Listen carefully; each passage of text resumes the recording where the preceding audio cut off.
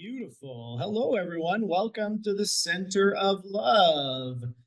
Thank you for joining us here in Victoria and online via the wonders of modern technology. What a blessing to have people from all over the world able to tune in to the Love Club.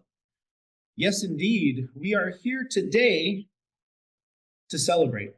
Maybe you've been watching the news.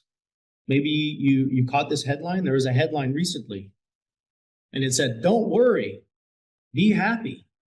Everything's going to work out great." No, that's not the headlines that you're seeing on the news, is it, my friends? No, not at all. And if you are still keeping track of the news and following what's happening in the world, God bless you. I can't do it anymore. I've decided to step back, but thankfully, I have lots of friends who are still in the know, and they like to tell me all the things that are happening. So you can't escape it. You can't escape it. And that's okay, because when I hear about what's happening in the world, my friends, when I observe and listen and track these stories, what I see is, well, what I have is a theory, I guess. What I develop is a theory about what's going on in the world. And what it seems to me is that there's a small group of entities, perhaps human beings, perhaps organizations, whatever, that are really busy using their power to sow division with fear, anxiety, outrage. They're using these powers, these energies, to try and divide and conquer. That's what I see, my friends, and that's my observation of the state of the world. There's a small group of entities that are really busy, and the name of their game is divide and conquer. And so I thank you all for being here in person and virtually, because our mission is to counter this strategy of divide and conquer. If their mission is to divide and conquer us, then, my friends, our mission is to unify and serve. That is how you combat divide and conquer. Unify and serve. And that's what we're here to do today and every other day, because we commit to this lifestyle. It's not just an every second Sunday kind of thing. Whether you are a member or a friend of this community, the understanding is that we're going to go out there in the world and we are going to be agents of positive change. We are going to be beacons of light and love. And we are going to do the opposite of divide and conquer. We are going to bring people together with love and in love. So welcome and thank you for being here. It is an important mission that we are all embarked on, and we can't do it alone. The most valuable commodity today, my friends, is not the US dollar. It's not gold or silver. It's not cryptocurrency. It's each other. The most valuable commodity, the most valuable currency we have today is each other, moving forward. So let us celebrate the fact that we are here together, working together on this purpose of unification and love.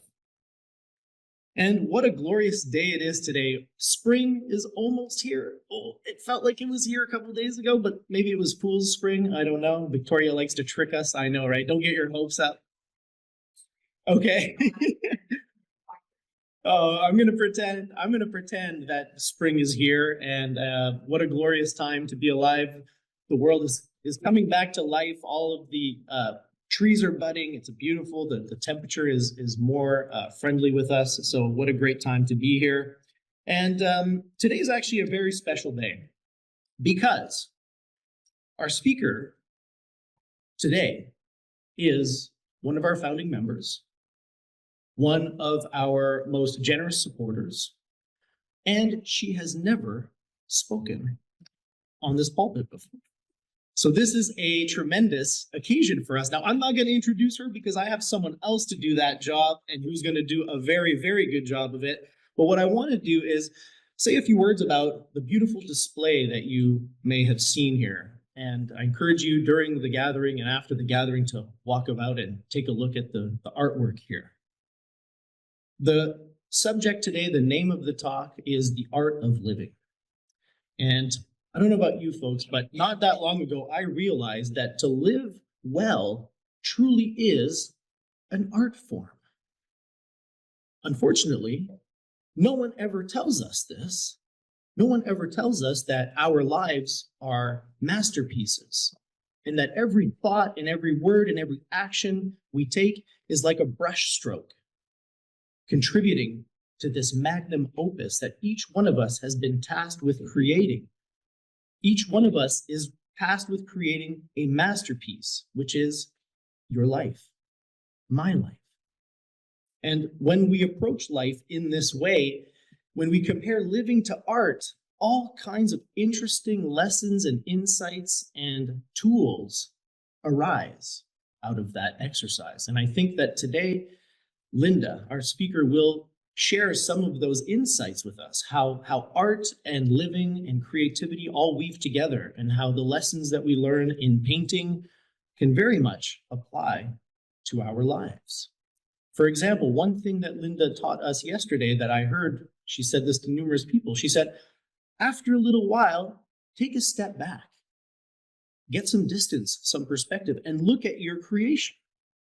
That's a very, very good piece of advice when you're painting, because when you're right up to it, it's quite difficult to see the work of art.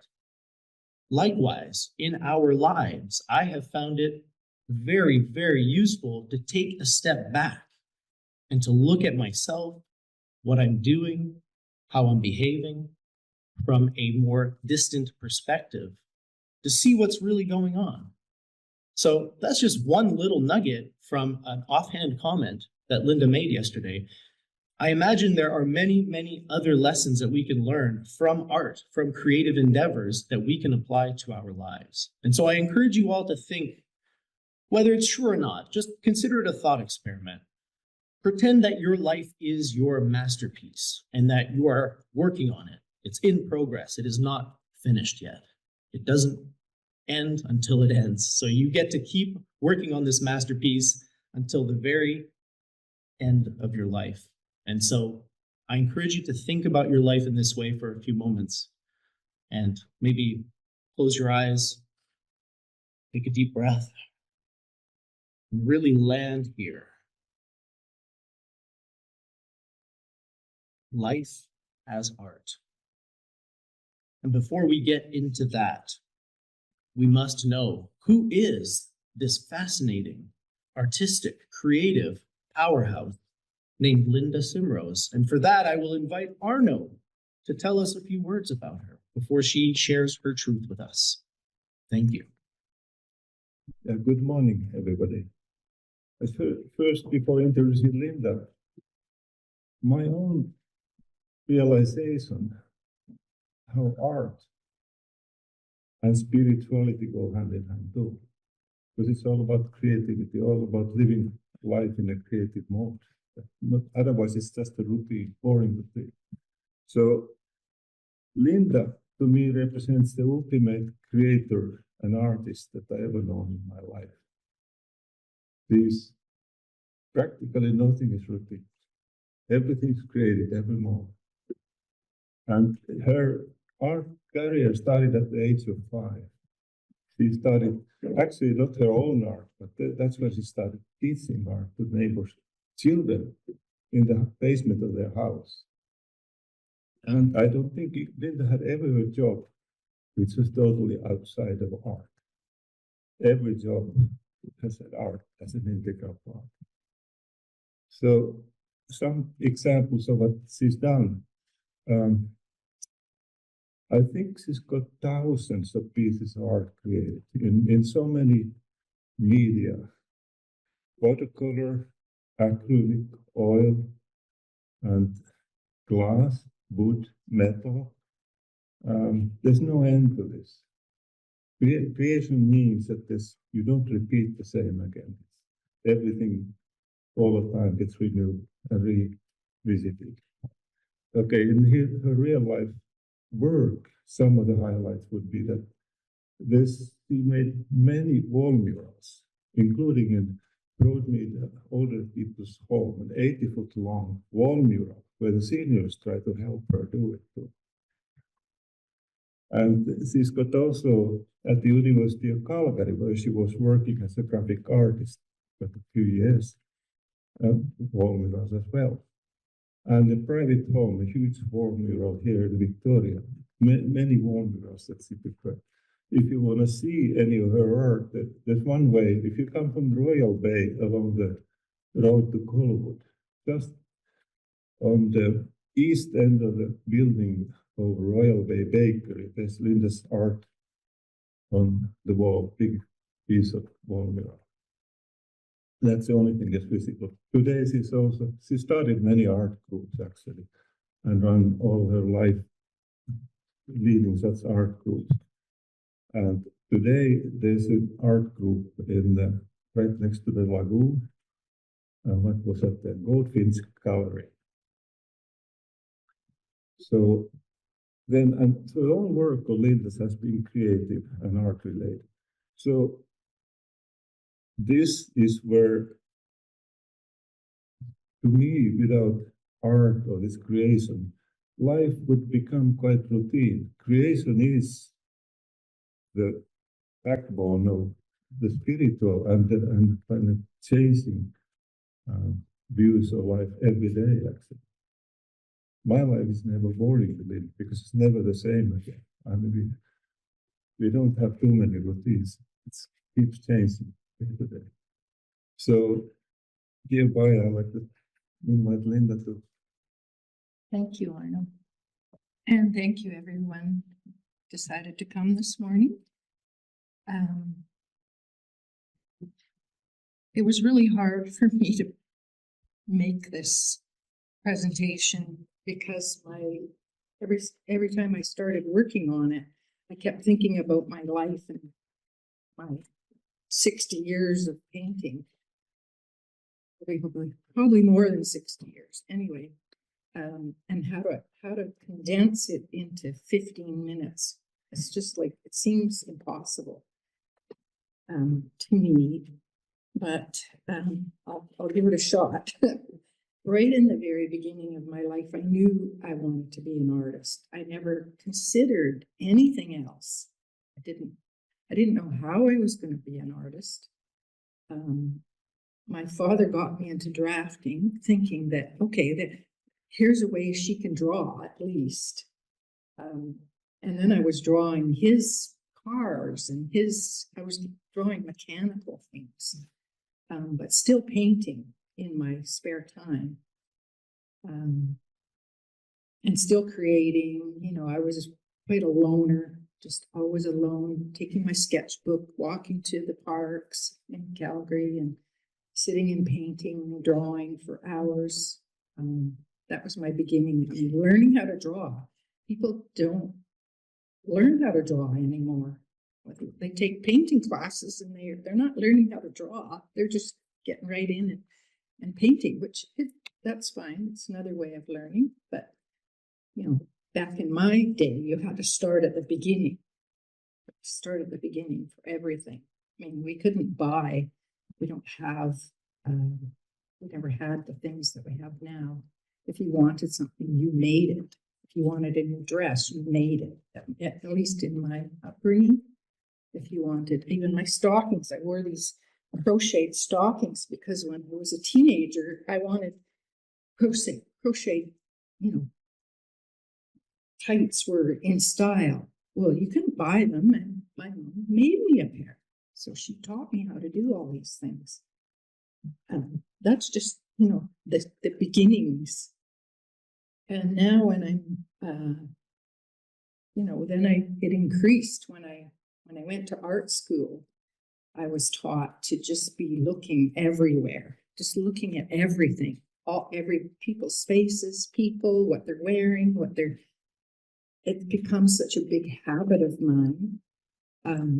I never think to look at a cell phone or something. I'm too busy looking out here, looking at colors, looking at how shapes, looking at negative shapes, looking at shapes everywhere, textures, on and on and on. It fills my mind. My mind is busy all the time, just like every minute. And when I had galleries, I'd have people come and paint with me. I'd have drop-in painting. They'd come and paint with me, and it was a standing joke. my gallery that, oh, Linda, another new idea. I'd be always, oh, here she goes, another new idea. I'd have another new idea every 10 minutes. You know, it became a joke. Anyway, let's see. So given that, I'm never bored if I'm sitting in an airport, anywhere. ER, sitting in the ER, watching everybody else looking at their cell phones. I'm sitting there looking at them. Looking at their hairstyles. I'm looking at their glasses. I'm looking at the color of their eyes. I'm looking at their clothes. I'm busy all the time in my mind so that I'm never bored. And right now I want to tell you, during the meditation, I want you to think about the ways that you're creative. It doesn't have to be painting. It probably won't be painting because most of you haven't painted before. So there's 8 signs you're a creative person. The first one is you're very curious. So, I mean, you can't be creative unless you're curious. Otherwise, what would you be looking at to give yourself inspiration to do artwork?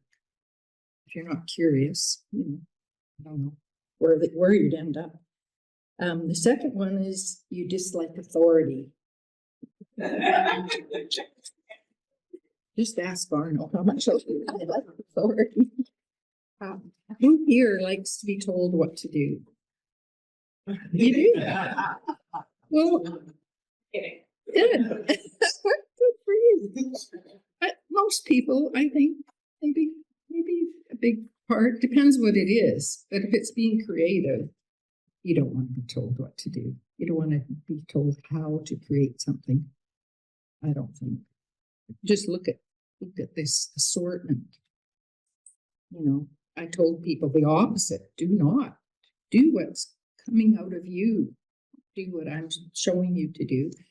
Take that, but put your own slant on it. So the third one is you're always in search of inspiration. So that's what I'm doing when I'm out somewhere. If I'm in a forest, I'm looking at the trees. I'm imagining in my mind what colors would I put together to get that color on that tree or that sky. I'm mentally doing it. I don't even need the paints in front of me. I'm mentally doing it in my mind. It's a really good tool to not be focusing on yourself and all your problems, because we all have problems. We're creating them, a lot of them in our mind. Well, if you use your mind to do something else, it's a really good distraction. And then you can get back to your problems, but you can get away from them a big part of the time if you just sit and daydream or be in a forest thinking how you would draw that tree, how would you, and everything around, whatever it is, it doesn't matter. That's my other good advice about being creative is never compare yourself to someone else. Never. It doesn't matter, because especially when painting, everything is changeable. So you're going to go along, you're going to start in one place and end up somewhere entirely different than what you have maybe in your mind. It just happens. That's what you call experiential. That's number 4, I think. One of these ones is you understand the power of experiential. It's a power when you sit down thinking you have a blank canvas in front of you, and as soon as you sit down and look at it and look at the colors, then you just start, and it'll start coming to you. It'll come to you what you want to do. Sometimes it takes a bit longer for some people, but eventually you'll just do it. So that shows you that you're a creative person. Number 4 is you find beauty in normal things, like everyday things. You'll see artwork where there's just a pear sitting on a table, or 3 pears, or an apple, or something very simple, and it can become the most beautiful thing. You don't need a lot of anything around you. Just look at the beauty of simple things. And number 5 is you enjoy watching people. So I've already talked about that for me. Yeah, how much do you watch people and watch what they do, what they're wearing, how their hair is cut, I don't know, whatever it is for you, be different. But it's entertainment, but it's also going into your mind, and you can use all of that as inspiration. Go to an art gallery. Look at each painting. Stand in front of a painting and just look at it. And really look at it. Really start looking at everything. That really feeds creativity. What number am I at? Oh, and number 6 is you like to make connections.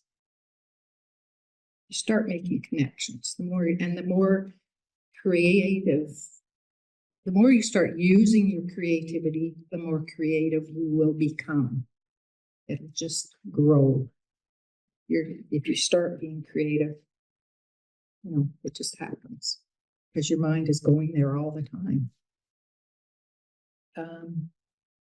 Number 8 is you find rejection normal.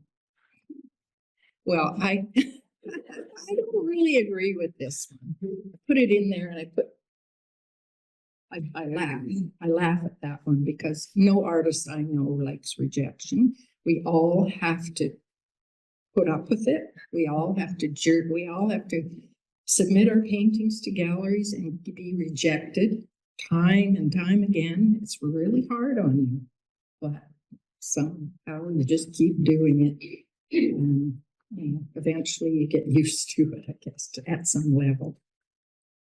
Don't take it personally, because they're just trying to arrange a show, and if your artwork doesn't fit into their show, they're not going to take it.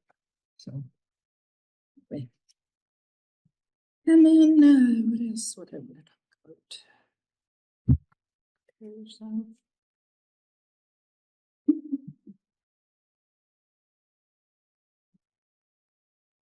Okay, how I tie being creative with spirituality. I didn't do that in the beginning when I was young. I was brought up in a religious family. I had to go to church, Sunday school every day, and I had to go through communion and all that. I never fought it. I never even thought I could rebel against it or anything. I just accepted it. It was just the way it was at our house. And then when I got out on my own, I continued to go to church, and it got more and more and more offensive. I was very offended by being told that, I'm a sinner. Yeah, that's just one example. And I'd sit in church, and then I eventually stopped going. I just couldn't do it. It didn't make any sense to me, and it didn't touch me at all. So I stopped, and I started going to the Center for Self-Awareness and taking personal growth classes. But I didn't even get into this until I started to have some success in my artwork, in my painting, in my art world. I was so busy trying to make a living, so busy trying to get my art out there. And as a very much an introvert, so it was really hard for me to get out there and promote my work and do these things. I knew I had to, but I just, fought against that for a long time. had to work at a regular job as a graphic artist, and but just kept. But I didn't get into my spiritual life until I started to have all those successes, and I said to myself, "Okay, is this all there is? Is this it? Like, it's not enough." And I remember just standing in front of a window and looking out and thinking, there's still this yearning. There's a yearning inside me to look, who am I? Who am I? And what else do I want for my life? Is this going to be just this everyday boring stuff? So that's when I really, started exploring my inner life. Yeah. And came up with other ideas about what I should call God, because even the word God would set me off back then. So now I'm good. I'm good with it all, and I'm good with accepting anybody, religious. I have lots of religious people in my life still, and I'm okay.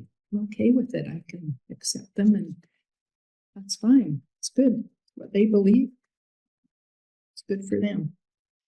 So I wanted to just read this one little last thing, and then I think we should have meditation. Today I'm thankful for eyes that have come to see that life will not always be easy, that the road will bend, the storms will come. I'm thankful for those lights that took the form of humans who shone into me when I was lowest, who were not afraid of sadness or darkness. I'm thankful for seasons that remind me that we are all just one breath away from a new beginning. I'm thankful knowing that kindness still exists, that the truth is out there. It's just the truth is love. just love, that's all we need. That faith can move mountains, and that I was made for every last bit of it.